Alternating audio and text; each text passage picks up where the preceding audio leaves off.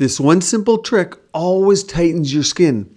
So, thinning of your skin. This is the primary problem that leads to wrinkles. It also allows vessels to appear beneath the skin, like around the eyes, and it leads to face sagging.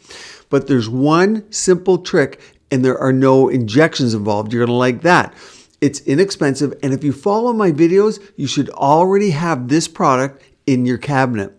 The problem is you're led to believe the opposite of this about this product, and here's why. It's called HAYFLICK limit. Heard of it? Likely you have. This is the notion that acids, think like chemical peels, thin our skin because the cells, they can't keep dividing and regenerating forever and ever. This has held so many of you back, and this myth, yes, it's perpetuated still on many websites. This theory of cell division, it's known as the HAYFLICK limit. It was conceived by Dr. Leonard HAYFLICK, an anatomist in the 1960s. He proposed that human cells only have the capacity to divide about 50 times or so before they deteriorate and die. So we're thought to believe that exfoliation therefore thins the skin, in particular with things like glycolic acid. By this logic then, any type of exfoliating would be bad because we only have a set number of skin cells and we'd be depleting them faster than they'd slough off naturally, eventually leaving us with thin, weak, aged, and poor-looking dull skin. In other words, we'd be sacrificing our future skin health in order to look good for the moment, not what any one of us wants. Fortunately, HAYFLICK limit has been disproven, or more accurately, adjusted at least, by many scientists. And your skin cells in question, the ones that we target with exfoliation, those dead skin cells, we are just hastening the process of actually getting rid of them. We're not so much pushing this division limit. So we're getting rid of dead cells that are causing dull skin, flaky skin, irritated skin. And your skin cells in question, the ones that we're targeting with this exfoliation, well, they're dead to begin with anyway. So what we're doing is just hastening this process of getting rid of them, not so much pushing this division limit. You see, HAYFLICK's theory was based on just one type of cell, a lung fibroblast in a culture dish, and his observation was that they quickly deteriorated. Other researchers were able to prove longevity of the cultured cells by simply using a lower, more natural oxygen concentration. They changed the pH, and they found that this wasn't the case. The cells were able to undergo 20 more divisions. In fact, just by adding niacin, a B vitamin, 30 more divisions. Vitamin E, 70 more divisions. Detailed investigation of skin cell growth showed that cells in the lower layer of the skin divide at least 10,000 times in a normal lifetime. So, luckily, our skin is safe from this. The HAYFLICK limit only applies to differentiated cells, which are cells in their actual final useful form. The limit does not apply to the stem cells, which are not fully differentiated and thus can continue making other cells. You'll know us injecting kind of precursor stem cells, exosomes from things like PRF and blood draws. Some of you know PRP. So acids or not, none of us are going to run out of your skin cells. Let's put that behind us. Now let's look at this study. Okay, let's look at this study. The effects of alpha hydroxy acids, of which, of course, glycolics are alpha hydroxy acids, on photo-aged skin, so sun-damaged skin. We're going to see hopefully a reversal of that photo damage. So this will be applicable to us. A pilot clinical histologic. I like that because we're going to look under the microscope then at something, and likely this is going to be biopsy results, as you'll see, of real human skin, and ultra-structural study. Okay, so let's look at this. Let's look at the abstract then. So the background, alpha hydroxy acids have been reported, there's always something to study, to improve aging skin.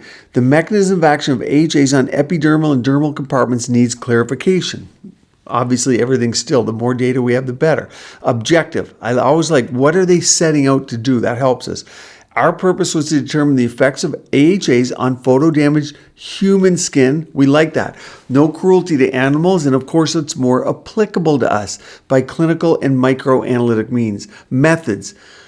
Patients applied a lotion, here's key, 25% glycolic lactic or citric acid to one forearm and a placebo lotion to the opposite forearm. Now, that gives us an insight into the percentage. When we're doing deeper peels, we do 50 to 75%. Skin creams are often 10%. Remember, we're looking at a forearm here. So on the body, we use higher concentrations. Look at this. Thickness of forearm skin was measured throughout the study. Biopsy specimens, we love that. Hard to do because not everyone wants to give you their skin and have the pain of a chunk taken out of you, but it's great when we can do it.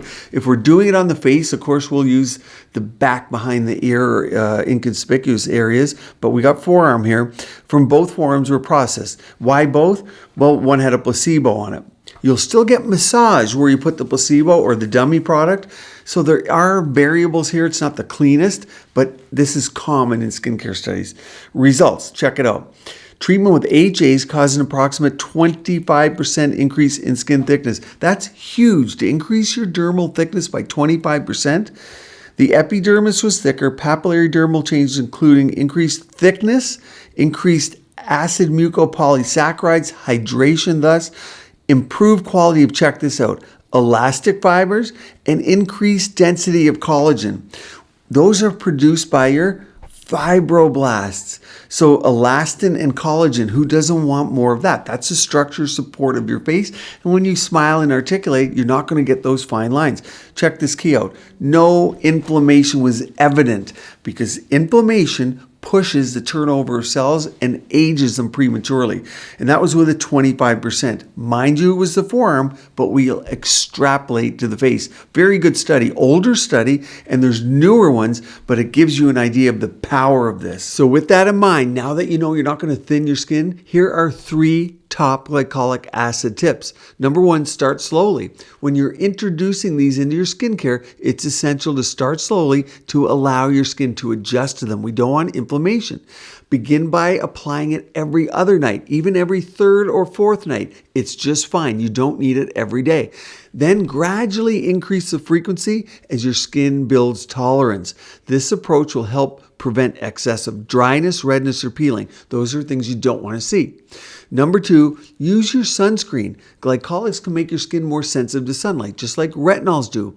So it's crucial to wear your sunscreen daily, even on cloudy days, and even if you're using the product at night, because the effect lasts longer than when it was just applied. Number 3, moisturize adequately. Glycolics can be drying. It's the number 1 reason people stop using them, and I don't like to hear that.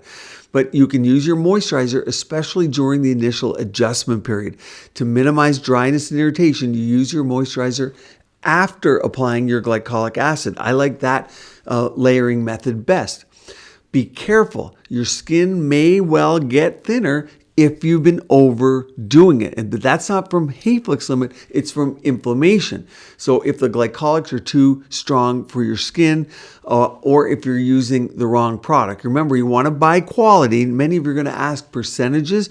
Really, 5 to 10% is fine. I have a AHA cream. I have Even Glow AHA, alpha hydroxy skin pads, and those are combinations of different acids, including glycolics, because remember, combinations, just like your facial treatments, are always going to be best because you're attacking things not with one big hit of just glycolics, but you're using synergistic formulated combinations, so you don't have to have such high concentrations of just one. Of course, you're going to have many other questions, no doubt, so I do answer questions in the comments below.